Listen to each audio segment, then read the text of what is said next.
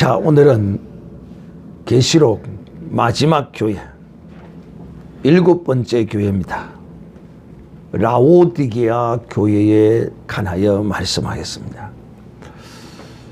성령께서 7교회를 우리에게 보이신 것은 어땠어? 우리의 신앙의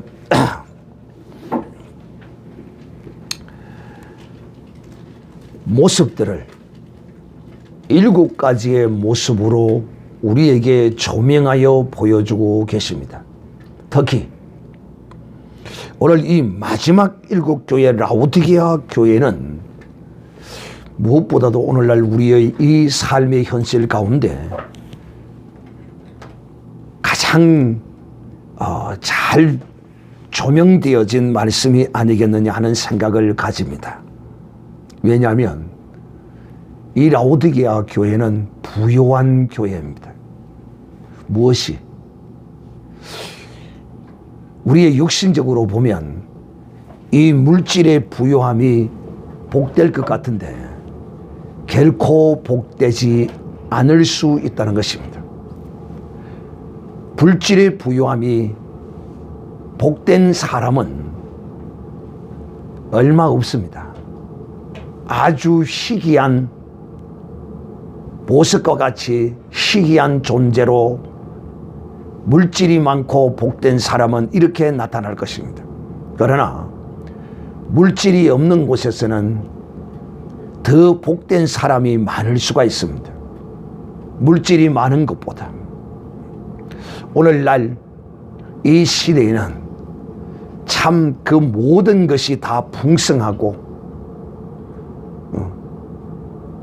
물질이 넘치는 이런 산업혁명에 또 4차 산업의 이런 혁명의 시기에 더욱더 인간의 삶은 윤택하고 부유해져 가고 있는 이런 현실 속에서 우리는 지난 팬데믹을 통하여 철저히 경험되어졌고 또 우리가 본 바요 또 직접 그 가운데 존재한 사람들이었기에 오늘 이 라오디게아 교회는 더욱더 우리에게 깊은 교훈의 말씀을 주고 계신다.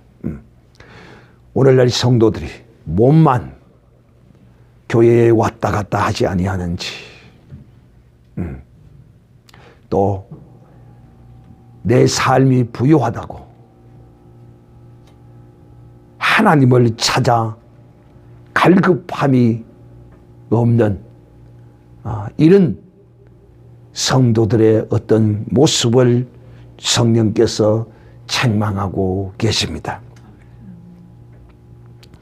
오늘도 예수 그리스도는 이 라오디게아 교회와 같은 하나님의 사람들에게 내가 누구인가? 나는 아멘이시다는 것입니다. 아멘이시다. 아멘. 진실되다. 신실하다. 즉 그대로 그 모든 것이 이루어진다는 것입니다.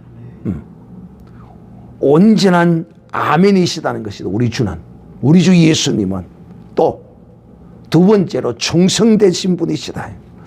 우리 주 예수 그리스도의 충성되심은 자기를 온전히 비움으로써 그 충성이 온전해진 것입니다. 충성은 자기를 비움에서 나옵니다. 오늘도 제가 아침에 우리 하성도님과 제가 말을 나누었는데 목사님이 시켜서 한다는 거야. 그렇게라도 해야 돼.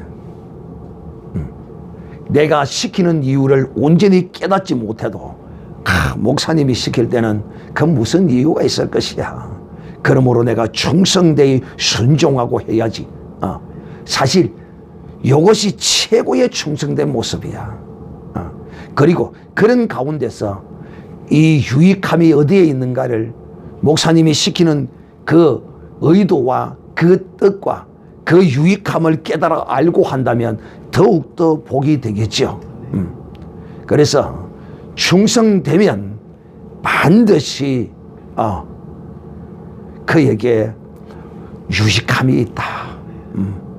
주님은 하나님 앞에 자기를 비움으로써 온전히 충성된 분이시요, 또 참된 정인이시다. 사람은 참되지 않습니다. 사람은 참된 정인이 없어요. 그래서 율법서에도 거짓 정인을 서지 말라고 이렇게 말할 정도로 인간은 거짓됩니다. 특히 이 지구상에서 대한민국 사람들이 가장 거짓된 민족일 수 있습니다. 손가락을 뽑으라면 1, 2, 3위 안에 들어갈 것입니다. 그러나 죄송하게도 이 지구상에서 가장 정직한 국민이 있습니다. 일본 사람이 세계적으로 정직한 국민 가운데 손가락 3개 가운데 꼽히는 민족이 일본 사람입니다. 우리는 족발이라 하면서 일제 36년을 우리를 짓밟은 이걸 인하여 그들을 무조건 싫어하고 미워하고 저주합니다. 그러나 저들은 거짓 증언을 잘하지 않습니다. 우리 한국 사람은 10명 가운데 9명이 거짓 증언을 하면 일본 사람은 10명 가운데 한 사람만 거짓 증언을 할 정도로 그 비율이 우리와는 정반대입니다. 우리 주 예수 그리스도는 결코 거짓된 정인이 아니십니다.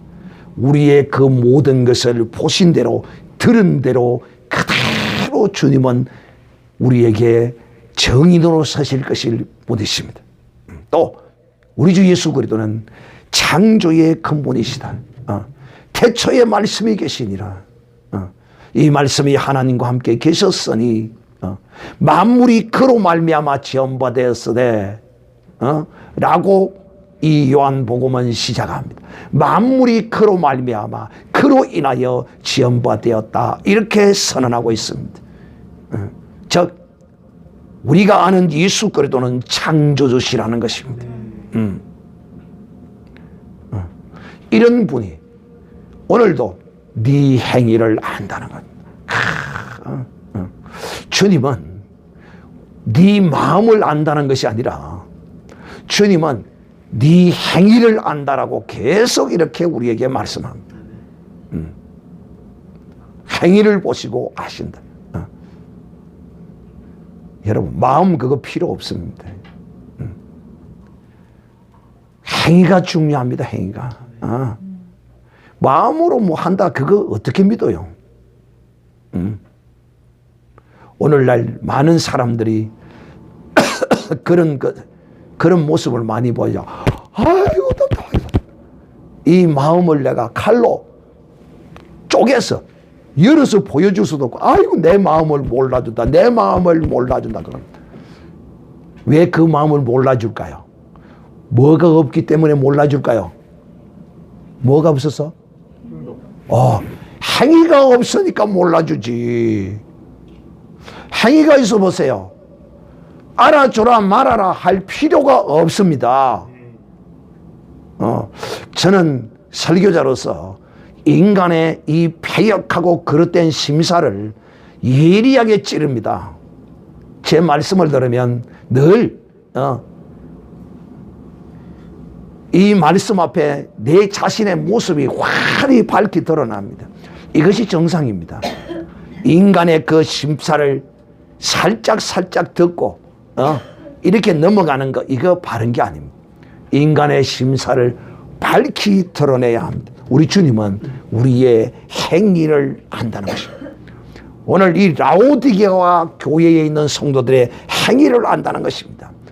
이들의 행위가 어쨌느냐?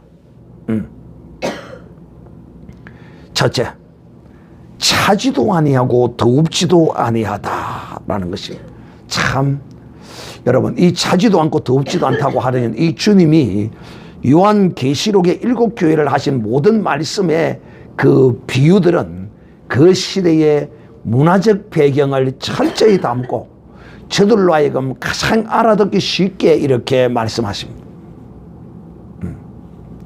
저는 이 문화적 배경과 이런 사실에 관하여서는 인터넷에 수없이 많이 나와 있으니까 치면 다 나와 있어요. 그 시대의 배경과 어떤 이런 것들이 다 나와 있어요. 그래서 그런 것들은 제쳐놓고 내용의 그 의미와 깊은 뜻을 저는 여러분에게 전하려고 합니다. 이 시대의 이 민족들은 어떤 그 삶의 환경 쪽에 있었느냐 하면 찬물과 따뜻한 물을 공급해오는 수로가 있었대요. 그리고 이 찬물은 어디서 공급을 해가 오는가 하면 에베소에서 한 라오디게아 동쪽에 16km 떨어져 있는 에베소에서 찬물을 공급해 오고, 따뜻한 물은 북쪽 히에폴리스라는 곳에 북쪽에서 한 10km 정도 되는 곳에서 이 따뜻한 물을 이제 공급해 오는데, 이 따뜻한 물은 강물질로서 굉장히 그 시대의 약으로서 피부 미용으로서 이것을 사용했다고 그래요. 또 질병 치유에도 도움이 되었다고 합니다. 어쨌든 이 따신 물과 찬물을 이제 그 10km 되는 16km 되는 곳에서 이제 공급해 오는데, 어떤 기록에는 토간으로 했다 그러기도 하고, 또 어떤 기록에는 석간으로 했다 하기도 하고. 요 간이 뭐 석간이든 토간이든 무슨 간이든 그렇게 이제 10km나 넘는 그 먼 거리를 물로 공급해 오다 보니까 찬물은 어떻게 되겠어요? 그 찬기가 식어버리고, 따뜻한 물은 어떻게 해서 온천수가 펄펄 끓는 온천수는 어떻게 해서 식어버리고 하는 이런 현상이 생깁니다. 즉 오늘 이 찹지도 더웁지도 아니하다고 이렇게 말씀하시는 이 주님의 이 말씀은 바로 이런 곳에서 연유하고 있다. 그래서 주님은 네가 찹지도 않고 더웁지도 아니하면 내 입에서 토해내버릴 것이라, 이렇게 주님이 말씀하세요. 즉 오늘 이 라오디게아 교회의 성도들이 찹지도 않고 미지근하지도 않고 그저 미지근한 이런 상태가 되면 이 물들은 사용을 못한대요. 먹는데도 지장이 있대요. 이 강물질은 이 온천수는 뭐 이 미네랄이 풍부해서 따뜻할 때 먹어야 이것이 먹기가 좋대요. 근데 식어버리면 먹기가 굉장히 불편해요. 그래서 다 밭아버린대요. 식어버려 뜨뜻하게 해서 먹는데요. 우리 주님도 따뜻한 걸 좋아하시고, 우리 주님도 차고 시원한 냉천수를 좋아하십니다. 우리 주님은 미지근한 거 싫어하십니다. 무엇이? 우리의 믿음과 우리의 신앙이 주님 앞에 이와 같은 것을 싫어합니다. 그러므로 차든지 덥든지가 하라는 이 의미는 찬 걸 원하거나 따뜻한 걸 원하거나 둘 중에 하나가 아니라 두 가지를 원한다는 것이고, 싫어하는 것은 미지근한 걸 싫어한다는 그런 의미를 담고 있는 것입니다. 여러분, 참 주님은 선명하고 분명한 것을 원하십니다. 그러므로 성경에는 중립이 없습니다. 중도가 없습니다. 중도는 이거는 사기꾼입니다. 이 세상에서 정치하는 사람들이 나는 중도다, 나는 우익이다, 나는 좌익이다. 좌익은 스스로 자기 자신을 좌익이라고 선언하지를 않아요. 참 희한합니다. 좌익은 자신을 좌익이라 말하지 않고 중도라고 말하고 거짓을 말합니다. 우리 그리스도인들은 중립이 없습니다. 우리 그리스도인들은 정치적으로 중립이어야 한다. 착각하지 마세요. 속지 마세요. 우리 그리스도인일수록 정치적으로 분명한 노선을 가지고 있어야 합니다. 절대 속지 마세요. 기존 보수주의라고 일컬어지는 교회 안에서 이 잘못된 오해로서 이렇게 말하고 있는데, 성경에 어디에도 주님이 중립적으로 하라고 이렇게 말한 곳은 없습니다. 그러나 오늘 목사들이 강단에서 중립을 지키라 하고 이렇게 말하는 이런 목사들이 많습니다. 성경을 알아도 잘못 알아도 보통 잘못한 것이 아닙니다. 이 성경은 우리에게 하라 하지 말라 딱 두 가지로 주님은 우리에게 말씀합니다. 즉 중립이 없다는 거예요. 자든지 우든지 딱 주님은 갈라지게 되어 있습니다. 믿음 없는 사람이 또 믿음이 없다는 것은 지혜가 없다는 것입니다. 이 세상적인 지혜는 믿음이 없어야 지혜가 있는 겁니다. 그러나 하나님 나라에 속한 믿음의 사람은 결코 중립이니 이런 중도니 이런 헛소리를 결코 하지 않습니다. 주님은 우리가 찾고 덮기를 바랍니다. 분명한 것을 우리가 취하기를 바랍니다. 사랑하는 형제들이요.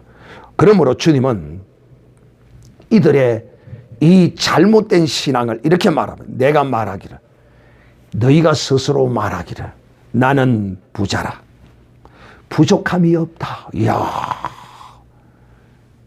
대단한 부자들이죠. 그 시대적으로 굉장히 이 라오디아 교회는 풍족했던 것 같습니다. 이 풍족해지면 이 신앙에는 결코 도움이 되는 사람보다 도움 안 되는 사람이 더 많은 것 같아요. 또 부족한 것이 없다 하고 이렇게 말하지만은 주님이 보시기에는 결코 네가 부자가 아니라는 거야. 또 네 공고한 것과 가련한 것과 가난한 것과 눈먼 것과 벌거벗은 것을 알지 못하는도다. 믿음이 없이는 결코 자신을 볼 수 있는 눈이 어두워짐을 알 수 있습니다. 믿음이 없이는요 자신을 보지 못합니다. 이들은 스스로 부자라고 말하지만 주님이 보시기에는 그게 아니라는 거예요. 내가 보기에는 너는 심히도 가난하다는 거야. 가난해. 또 너는 눈이 밝아서 아는 것처럼 말하지만 너는 눈이 멀었다는 것입니다. 또 하나는 너는 화려한 옷을 입고 육신적인 화려한 옷과 이런 것들을 입고 너는 그야말로 좋은 옷을 입고 있다고 너는 착각하고 살고 있지만은 내가 보기에 너는 벌거벗은 자라는 게요. 사랑하는 형제들, 우리는 주님 앞에 이와 같은 모습으로 서서는 아니 될 것입니다. 그러므로 벌거벗고 눈멀고 찌질이기도 가난한 네 영혼의 이 모습을 바꾸지 않으면 너는 결코 내 보좌에 앉지 못할 것이라고 말하는 것입니다. 그러므로 내가 너희에게 분명히 말하노니 첫째, 너는 불로 연단한 금을 사서 이렇게 주님이 말씀합니다. 자, 여기서 첫째, 이 가난함과 눈먼 것과 벌거벗은 것을 면하기 위해서는 첫째, 불로 연단한 금을 사서 이렇게 하면 여기서 이 부족한 것 세 가지를 주님이 이걸 해결하는 방법을 말씀할 때 주님이 공통적인 단어가 있다. 자, 불로 연단한 금을 사라. 흰옷을 사라. 안약을 사라. 사서라고 말합니다. 사서. 이 세 가지의 공통점입니다. 뭘 사라는 것인가? 첫째, 여러분, 이 사라는 이 개념은 어떤 개념인고 여러분 알아야 되는가 하면 이런 개념입니다. 우리는 이 세상에 무엇을 살 때 우리의 모든 것을 다 투자해서 사는 경우가 있고 보편적으로 우리가 가진 것 중에 일부분만을 가지고 사는 경우도 있습니다.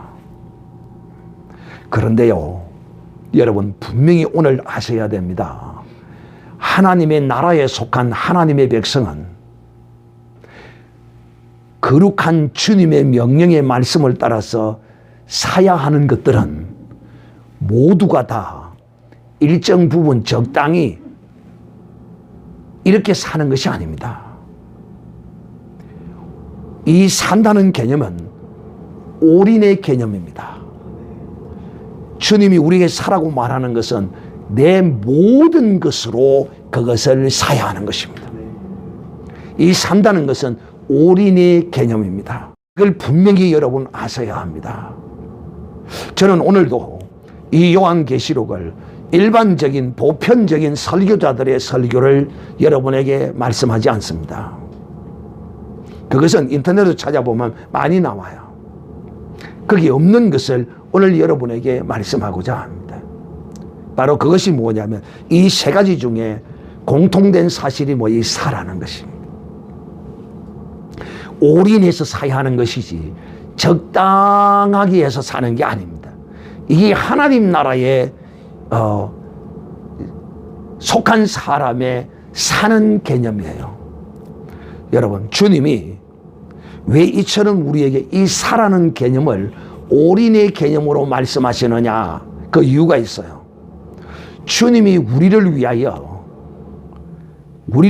행하신 주님의 그 모든 것이 올인으로 우리에게 행하셨습니다. 그래서 성경은 독생자라 이렇게 말합니다. 이 독생자는 하나밖에 없는 이런 개념이 아니고 유일하게 존재하시는 개념, 존재의 개념입니다. 모든 것을 우리를 위하여 하나님이 올인하셨습니다. 하나님도 우리를 값주고 사시기 위하여 올인하셨어요. 하나님이 적당하게, 아니 전능하신 하나님이 티끌만큼만 가지고 해도 되겠는데 왜 하나님의 모든 걸 다 하셨느냐? 이거는 무지한 인생이, 믿음 없는 인생이, 하나님을 알지 못하는 인간적 논리와 이성과 합리 속에서 하나님을 보면 이렇게 말할 수밖에 없습니다. 그런데 놀랍게도 전능하신 하나님이 우리를 위하여 하나님이 올인하셨습니다. 하나님이 우리를 위하여 하셨어요. 그러므로 우리도 하나님을 위하여, 하나님을 인하여 올인하는 것이 당연한 것입니다. 우리가 하나님을 인하여 올인하는 것은 하나님의 그 온전한 것을 얻기 위함입니다. 하나님이 우리에게 줄 때 적당히 반쪽 주기를 바랍니까? 하나님, 나는 3분의 1마, 나는 10분의 1마, 나는 옆에 쪼가리만 줘도 좋아하네. 속이지 마, 사기치지 마. 우리의 심사가 어떤 심사입니까? 제가 늘 여러분에게 이야기하죠. 형이나 동생이나 누구에게 돈을 주거나 먹을 것을 주거나 주면 동생에게 똑같이 나누어 주라고, 형에게도 똑같이 주라고, 그리 절대 소리 안 한다. 형 모르게 줘. 형에게는 말하지 마. 동생에게는 말하지 마. 이러지. 이 인간의 전형적인 신보입니다. 신보. 그러나 우리 하나님은 그러지 않으셔. 사랑하는 형제들이여, 하나님도 우리에게 올인했으므로 너희도 내게 올인하라는 거예요. 자, 하나님은 항상 우리에게 먼저 본을 보여주셨어요. 이 하나님이 우리에게 보여주신 이 본은, 하나님은 이 천한, 이 추하고 악하고 더러운 우리를 위하여, 이것이 무엇이라고, 이 죄인들을 위하여 하나님은 올인해 주셨어요. 우리의 올인과, 우리의 올인과 하나님의 올인은 근본적으로 차이가 있어요. 우리는 썩을 몸, 죽을 몸, 더러운 죄인이지만은 하나님은 그런 분이 아니셔요. 그런 분이 우리에게 올인했는데 우리는 하나님께 올인하는 거는 이거는 너무도 당연한 거예요.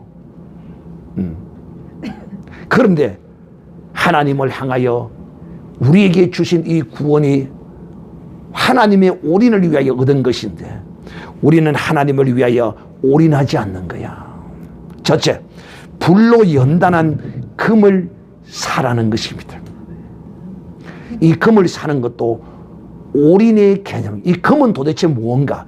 이 금은 무엇일까요? 여러분 한번 알아맞혀 보세요. 금이 무엇일까요? 무엇을 비유해서 이렇게 지금 말씀하고 있을까요? 딱 두 자입니다. 와, 신령하다. 와, 여러분 대단하네요. 대단해요. 이 금은 믿음입니다. 자, 그 증거를 제가 여러분에게 이제 설명하도록 하겠습니다. 이 믿음은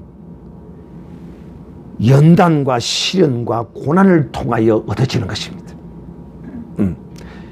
그래서 베드로전서 1장 7절에 기록하기를 너희 믿음의 시련이 불로 연단하되어도 없어질 금보다 더 귀하다 이렇게 말합니다.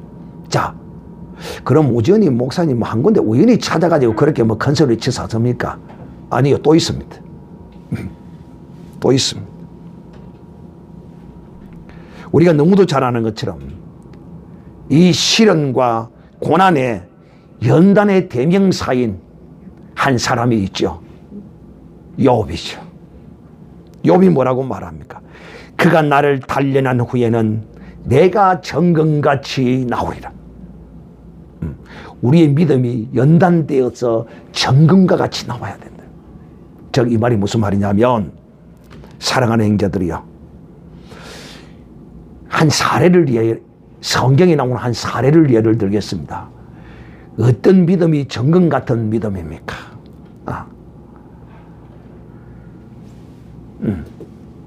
어떤 믿음이 정금 같은 믿음일까요?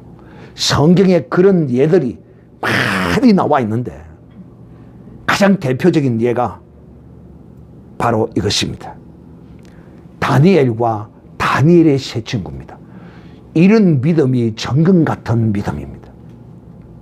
즉 사랑하는 형제들이요, 내 이 믿음을 지키기 위해서 이 세상의 그 어떤 시련과 고난과 무엇도 이 믿음을 위하여 기꺼이 당하는 사람입니다.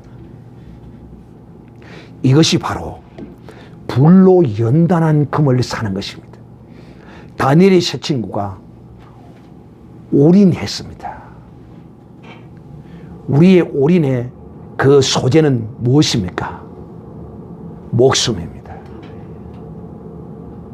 이 목숨으로 그 믿음을 저들은 올인하여 그 믿음을 정금같이 나오게 했습니다. 그러므로 사랑하는 형제들이여, 오늘 여러분에게 분명히 말합니다. 이렇게 이 연단을 거친 사람은 이거는 온전한 사람입니다. 여기에 그 무엇을 더 어떻게 할 수가 없어요. 우리가 다니엘도 사자굴 속에 들어갔다 나왔죠. 다니엘의 세 친구는 불 속에 들어갔다 나왔습니다. 사랑하는 이제 여러분의 믿음을 시험할 때가 있을 것입니다. 사기꾼한테는 속지 마시고, 절대로 사기꾼한테는 속지 마시고, 또 진실로 예수 이름으로 사기치는 자한테 속았다고 하더라도 여러분이 믿음으로 행했다면 사기친 놈이 나쁜 것이고 그런 것이지, 사기당한 여러분은 나쁘지는 않습니다. 그러나 할 수 있으면 우리가 사기 안 당하고 믿음으로 바로 행하고 그 상급을 받는 게 낫지. 내가 사기를 당해놓으면 좀 찝찝하잖아요. 그러나 결코 나는 믿음으로 행했다면 결코 무익하지는 않습니다. 왜? 내가 네한테 한 것이 아니거든. 네 사기를 돕기 위해서 한 게 아니거든. 그러므로 사랑해, 이와 같은 사자굴과 같고 풀무불과 같은 이런 고난의 이 연단을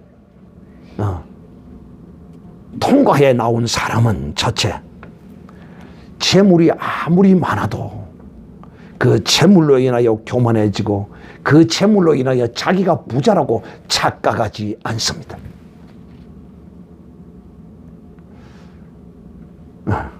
두 번째, 또 이렇게 불로 연단한 금을 산 사람은 두 번째, 첫째 재물이 많아도 그러지 않고 두 번째는 아무리 지위가 높아도 우쭐거리거나 그걸 자기의 정욕과 자리 사용을 위해서 그 지위를 사용하지 않습니다.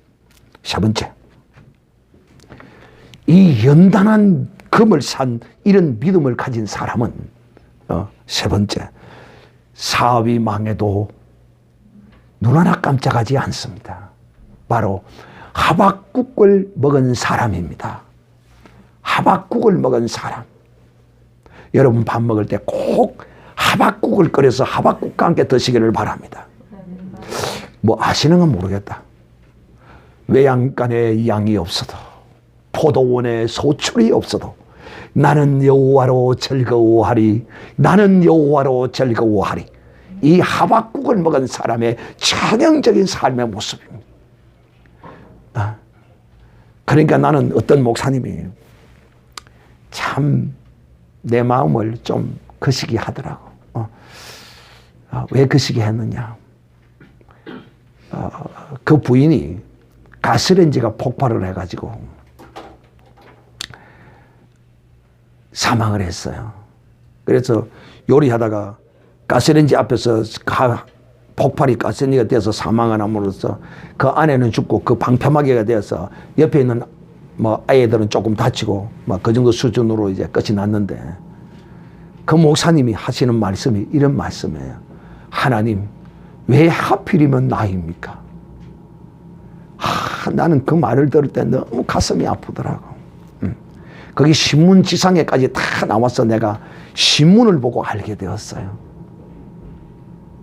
그리고 우리 교회의 이름으로 구제 겸 선고도 내가 보내기도 했어요. 그렇지만 내가 너무 마음이 아프더라고. 왜? 하필이면 나라고. 그러면 다른 사람이 당해야 되나? 나는 여러분 참 그 사랑하는 아내를 잃은 그 아픈 마음은 참 무엇으로도 위로받기 어렵겠지만은 그래도 하나님을 향하여 하나님 왜 하필이면 나입니까? 나에게 이런 시련을 주십니까? 이거 사랑하는 형제들이요, 불로 연단된 믿음이 아닙니다. 제가 주의 종의 예를 가끔 많이 들기도 하는데 주의 종이나 누구나 다 똑같이 하나님 앞에 성도입니다. 그래서 여러분 크게 그런 것에 관하여 개념하지 마시고 여러분은 수없이 들어왔기 때문에 잘 받을 줄을 알아요. 사랑하는 형제들이요, 사업이 망하거나 그 무엇이 실패를 하거나 그래도 그런 것에 의하여 좌우되지 않는 이런 삶이 바로 불로 연단을 받은 삶입니다. 믿음입니다. 이 라오디아의 교회의 성도들이 재물이 많다고 스스로 부자라고 착각했지만은 진실로 그들은 하나님 보시기에 지질이기도 가난한 자들입니다. 하나님께 대하여 부요한 자가 아니에요. 저는 여러분이 이런 계산은 해도 된다고 생각합니다. 어떤 계산을? 내가 하나님 나라에 쌓아놓은 것을 계산하는 것은 괜찮습니다. 내가 믿음으로 하나님께 한 것들을 기억하고 생각하고 얼마나 한 것, 내가 내 어떤 비율에 몇 %를 하고 한 것에 관하여 기억하는 것은 괜찮다고 생각합니다. 하나님 나라에 저장하는 것만 생각해도 돼요. 그런데 우리는 하나님 나라에 저장하는 걸 생각하지 않고 땅의 것만, 이것만 계산하고 생각합니다. 요거는 믿음이 아닙니다. 그래서 제가 여러분에게 늘 말씀하죠. 나를 위하여 사용하는 것은 무엇이라고요? 똥이요, 그런 무대기입니다. 내가 30억짜리 다이아몬드를 끼고 김창숙 부티크 3,800만 원짜리 내가 옷을 입어도 그거는 똥덩어리에 불과합니다. 비록 겉으로 보기에는 낡은 옷을 입고 다니고 겉으로 보기에는 시장에 파는 금 몇 기를 캐놓은 3,000원짜리 모조 다이아를 끼고 다니더라도 진실로 부자는 하나님께 나타나는 것입니다. 하나님께 대한 것이 이 사람이 참 부자입니다. 두 번째, 흰옷을 사라.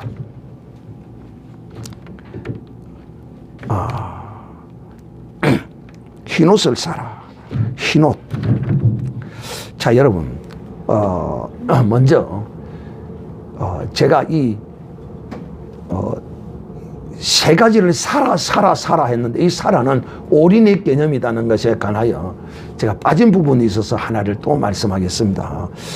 마태복음 13장 44절 5절에 보면 천국은 마치 감추인 보화와 같으니 사람이 이를 발견 후 숨겨두고 기뻐하여 돌아가서 자기 소유를 다 팔아서 그 밭을 샀느니라. 바로 이 천국을 얻은 하나님의 사람의 삶은 이와 같이 내 모든 것을 다 팔아서 사는 이 올인의 개념이 바로 우리의 믿음과 신앙의 개념입니다. 자, 두 번째, 흰옷을 사라고 말씀한 흰옷. 흰옷은 무엇입니까? 옷은 여러분 폼을 위하여 입는 게 아니고 가장 중요한 개념은 멋을 인하여 옷을 입는 것이 아니고 옷은 수치를 가리지 않기 위하여 입는 것이 첫 번째입니다. 두 번째는 그 사람의 신분을 위하여 입는 것이고 세 번째는 이제 그렇게 입어도 멋있게 잘 만들고 디자인이 좋고 그러면 아름다고 좋죠. 세 번째가 멋이나 아름다움을 위하여 입는 것이라고 할 수 있죠. 첫째는 옷은 수치를 가리는 것이다. 오늘 이 영적인 거룩한 옷은 우리의 수치를 가려야 한다. 그래서 여인들은 열심히 자기를 가립니다. 화장품으로 가리고 막 옷으로 가리고 화려하게 가립니다. 그러면 신랑은 어리석게 그 가리운 그 외모만 쳐다보고 뿅 갑니다. 또 뿅 안 가는 그 신랑이 비정상이지. 가끔만 보고 그냥 입이 쫙 벌어지죠. 사랑하는 형제들이요, 우리 주님은 우리의 이 벌거벗은 모습을 흰옷으로 깨끗한 옷으로 우리에게 입혀주기를 주님은 원하시는 것입니다. 이 라오디아 교회에는요, 성도들은 벌거벗고 다닌 거예요. 벌거벗고 옷을 입지 않았어. 여러분, 이 옷도 흰옷을 사는 것도 값을 치러야 합니다. 올인해야만이 이 흰옷을 입을 수 있습니다. 이 성경의 옷은 우리에게 두 가지로 말합니다. 너희가 그리스도로 연합하여 세례를 받았으면 그리스도로 옷 입은 줄로 알라라고 말합니다. 그리스도로 옷 입었다 이렇게 말합니다. 또 두 가지. 첫째는 그리스도로 옷 입었다. 두 번째는 계시록 19장 8절에 기록하기를 말합니다. 세마포는 성도들의 착한 행실이다 이렇게 말. 이 두 가지는 우리 성도가 입어야 할 옷입니다. 이 두 가지 다 그리스도로 옷 입어라. 흰옷을 사서 입어라. 이 무슨 뜻인지 여러분 정확하게 아시기를 바랍니다. 오늘 제가 여러분에게 이 흰옷을 사서 입기 위해서도 올인해야 합니다. 적당하게 값을 치루어서는 이 흰옷을 살 수가 없습니다. 즉 이런 것입니다. 그리스도로 옷 입은 것인데 이 흰옷은요, 여러분이 철저히 그리스도로 옷 입어야 합니다. 그리스도로 옷 입지 않는 사람은 벌거벗은 것으로 주님이 보시는 거야. 아이고, 저 벌거벗어도 저렇게 내게 오는구나. 솔로몬이 그 사랑했던 그 여인이 자기의 오는 모습을 보고 얼마나 그 아름다움을 노래했습니까? 마치 우리 주께서 솔로몬처럼 우리의 모습을 볼 때 그 아름다움을 노래하는 것처럼 이런 모습으로 우리가 나타나기 위해서는 우리가 어찌해야 되느냐? 이 흰옷을 사야 합니다. 흰옷을 사서 입어야 된다니까. 올인해야 된다니까. 내 모든 것을 다 바쳐야 된다니까. 여러분은 그런 걸 느껴본 적이 있는지 모르겠어요. 무엇을? 내가 어떤 행위를 속이 텅텅 빈 것처럼 내 존재는 온데간데 없는 것처럼 이런 걸 느껴본 적이 있는가 모르겠어요. 이 사람은 올인한 사람의 전형적인 모습입니다. 그 말이 무슨 말이냐면 주님이 우리에게 하나의 예를 들어 설명합니다. 원수를 용서하라고 합니다. 그러면 이 원수를 용서를 행식으로 용서하는 게 아니에요. 중심으로. 용서하되 뭐까지 해야 이것이 온전해진다고 했습니까? 사랑까지 해야 된다. 와.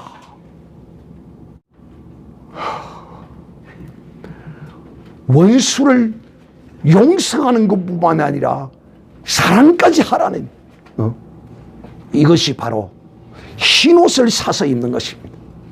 즉 그리스도의 의로 옷 입는 것입니다. 즉 쉽게 이야기하면 하나님의 말씀을 순종하기 위해서는 내 의를, 내 뜻을, 내 생각을, 내 기분을 완전히 내려놓아야 합니다. 이것이 사는 것이다 말하는 것입니다. 그래서 너희가 중심으로 용서해버리고 나면요, 그야말로 허무합니다. 마음이 텅텅 빈 것 같습니다. 내가 지금까지 뭐하고 살았지? 이리 나와야. 이렇게 돼야 이 사람이 올인한 사람입니다. 산 사람이, 내 모든 것을 통하여 산 사람입니다. 사랑하는 자들이요, 우리는 그리스도 앞에서 흰옷을 입고 서야 합니다. 세 번째, 안약을 사라. 안약. 이 안약. 안약을 사라. 안약이 뭔가? 여러분, 제가 늘 여러분에게 그런 말을 합니다. 참 살아도 속지 말고 살고, 또 무엇에 가장 속지 말아야 되느냐면 이단들과 사기꾼에게 속지 마라. 저도 속기는 속아요. 저도 물건 사다가 사기꾼들에게 속아 사기도 하고 그래 해요. 물건 같은 거. 그러나 그런 것들은 약간의 손해보고 말지만은 이단들에게 내 영혼이 사기를 당하면 이거는 정말 큰일 납니다. 그래서 이 지금 안약을 사라 라고 지금 이렇게 주님이 말씀하시는데 바로 영적인 눈이 멀어 있는 거야. 영적인 눈이 영적인 눈이 밝아 있어야 환히 보인다니까. 나는 그래도 조금 영의 눈이 열렸어. 오늘 아침에도 내가 하보영 성도하고 이야기를 하면서 일반 사람이 보지 못하는 걸 내가 보는 걸 내가 말해. 평소에도 많이 이야기하는. 왜? 내가 이런 걸 이야기하는 것은 이런 이야기를 들음으로써 믿음으로 듣는 자도 똑같은 영의 눈이 열리죠. 그렇구나 하고 믿음으로 받으면 그 말씀을 따라서 영의 눈이 열리죠. 오늘도 제가 여러분에게 이 말씀을 전하는 것도 여러분의 영의 눈이 열려지라고. 영의 눈이 어둡기 때문에 이 라오디게아 교회의 성도들이 어찌합니까? 부자도 아닌데 자기가 부자라고 착각하냐. 지실이밖에 거지 행사를 하면서 이 세상에 돈이 좀 있다고 부자라고 착각하는 게야. 착각하고 있어. 그래서 제가 여러분이 믿음으로 행한 거 계산하고 생각하고 살아라 하는 이유가 뭐냐? 영의 눈이 열린 사람은 그걸 보는 거야. 그러나 영의 눈이 어두운 사람은 세상에 죄인 거 그걸 계산하는 거야. 사랑하는 형제들이요, 안약을 사서 발라라. 안약을 사서 여기에 눈이 어두우니까 내가 옷을 입었는지 벗었는지를 몰라. 왜? 고난을 피하려고 하고 돈으로 적당히 해결하려고 하고 김머스기는 돈을 좀 버리니까 하는 이야기가 뭐 이제 뭐 돈으로 해결하면 되는데 뭐 예수 믿을 필요 있나? 잘 나갔다 이놈아. 응? 그래서 내가 하나님 이놈이 돈으로 해결할 수 없는 것을 좀 보여주시옵소서. 하나님이 이놈이 돈으로 해결할 수 없는 것을 좀 보여주시옵소서. 내가 그 말대로 하나님이 다스려달라. 내가 그렇게 기도하면 한 번 내가 하고 말았어. 자주 하려니까 그것도 또 그렇더라고. 한 번 내가 딱 얼마나 내 그 소리를 듣고 내가 마음이 아픈지 돈으로 해결할 수 없는 사랑하는 게 눈이 어두우니까 눈이 캄캄하고 어두우니까 보지 못하는 거예요. 그래서 주님이 요한복음에 보면 소경을 육신의 소경을 주님이 고치시면서 너희는 그 고치시는 모습을 보고 그 하나님의 놀라운 은총을 깨닫지 못하는 그 유대인들과 바리새인들과 서기관을 보여 너희는 소경이라 이렇게 말하죠. 소경이라. 사랑하는 자들이여, 그러므로 우리의 눈이 밝아지기 위해서는 이 안약을 사서 발라야 많이 눈이 밝아진다는 거야. 즉, 이 안약을 사서 바른다는 것은 앞에 말씀하신 불로 연단한 금을 사는 것과 흰옷을 사는 것이 바로 이 안약을 사서 바른 사람과 같은 사람입니다. 그래서 오늘 주님이 불로 연다는 금을 가서 사고 부자라고 하는 사람. 여러분, 이 세상의 물질 그거 많이 재이 논다고 부자 안 해요. 또 흰옷을 사서 입은 사람, 그리스도의 말씀에 순종하여 내 모든 걸 내려놓고 순종하여 말씀을 행한 사람, 이 사람이 흰옷을 입은 사람이에요.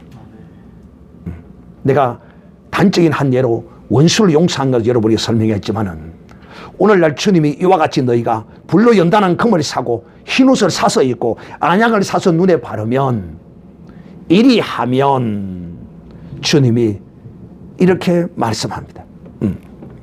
오늘 이 말씀을 듣고 내 책망을 듣고 너희가 열심을 내어서 회개하면 내가 너희가 나의 보좌에 함께 앉으리라 말씀합니다. 이것은 현재적이요 미래적입니다. 주님의 말씀은 과거가 없습니다. 대부분 현재와 미래를 동시에 말씀합니다. 이미 어떤 사람은 불로 연단한 금을 산 사람은, 흰옷을 입은 사람은, 안약을 산 사람이요, 이 사람은 이미 주님의 보좌에 앉은 사람입니다. 그걸 좀 여러분은 좀 리얼하게 느끼기를 바라요. 내가 흰옷을 입었으면 이것이 주님의 보좌에 앉은 것이구나. 사랑하는 이제 오늘도 주님은 이와 같이 이 눈이 어둡고 벌거벗고 지질이기도 영적으로 가난한 이런 사람들을 향하여 오늘 주님은 말씀합니다. 이런 사람들 속에는 주님이 없는 사람입니다. 오늘 주님은 이런 사람들 속에 들어가시기 위하여 문 밖에서 지금 두드리고 계십니다. 여기서 문 밖에서 두드리는 이 개념을 전도지에 많이 쓰기도 하는데 그렇게 써도 좋지만 알고는 써야 되는 것이, 이 문 밖에서 두드리는 사람은 누구냐면 예수 그리스도를 믿는다고 하는 사람을 향하여 주님은 그 속에 들어가시기를 원하신다. 다른 말로 이야기하면 그 사람 속에서 왕노릇하기를 원하신다는 거야. 사랑하는 형제들이요, 오늘 주님이 이 라오디게아 교회를 통하여 주님은 그 사람들 속에 거하시기를 원하시는 거예요. 그래서 오늘도 이 말씀을 통하여 우리의 심령 문 밖에서 주님이 두드리시고 계시는 거야. 네가 나를 위하여 금을 샀느냐? 네가 나를 위하여 흰옷을 입었느냐? 네가 나를 위하여 안약을 사서 발랐느냐? 이 영의 눈이 활짝 오늘도 이 말씀을 듣고 열려지는 사람은 주님을 여러분 속에 영접하는 사람이 될 것입니다. 이렇게 영접하는 자에게는 주님이 그 보좌에 함께 영광을 주신다는 거예요. 보좌에 함께 하시는 영광을 주신다는 거야. 사랑하는 자들이요, 주님을 여러분의 심령에 진실로 모시는 사람이 되기를 바랍니다. 오늘 주님이 우리의 심령을 지금 마음문에서 두드리고 계십니다. 저도 이것을 위하여 내 모든 것을 올인하고 있습니다. 저도 이런 것이 있어요. 그래서 이런 것이 때문에 저도 올인하고 있어요. 믿음으로 치고 싸우고 있어요. 사랑하는 자들이 오늘 이 계시록 7교회에 하신 이 말씀의 마지막, 이기는 자. 어떻게 이기는 거지?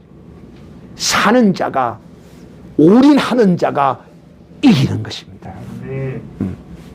이기면 주님이 여러분 속에 들어와 함께 먹고 마실 것입니다. 주님을 여러분 심령에 모시는 이런 사람이 어떤 사람이냐? 연단한 금을 사는 사람이며 흰옷을 사는 사람이며 또 안약을 사서 눈에 바르는 사람이 주님을 심령 안에 모시는 사람입니다. 주님이 심령 안에 들어와서 자정하시고 왕노릇하는 이 사람은 온전한 사람이요, 주님의 보좌에 함께 앉은 사람입니다. 그러므로 오늘 이 라오디게아 교회의 성도들은 착각하고 있습니다. 우리도 혹시 착각하고 있지 않는지 우리 자신을 되돌아보는 복된 사람, 주님이 진실로 내 심령에 자정하고 내 주인이 되고 계시는지, 내가 주인이 되어 벌거벗고 가난한 거지같이 이렇게 주님 앞에 드러나는 우리가 되지 않도록 오늘 이 말씀에 순종하여 주님과 함께 그 영광된 보좌에 앉는 이런 복된 사람, 주님을 마음에 영접하여 주님이 그 심령의 주인 된 사람, 오늘 주님은 우리의 주인이 되기를 원하십니다. 진실로 그 영광된 보좌를 사모하고 그 영광된 나라를 원한다면 주님을 심령에 영접하는 사람이 되시기를 우리 주 예수님의 이름으로 축복합니다.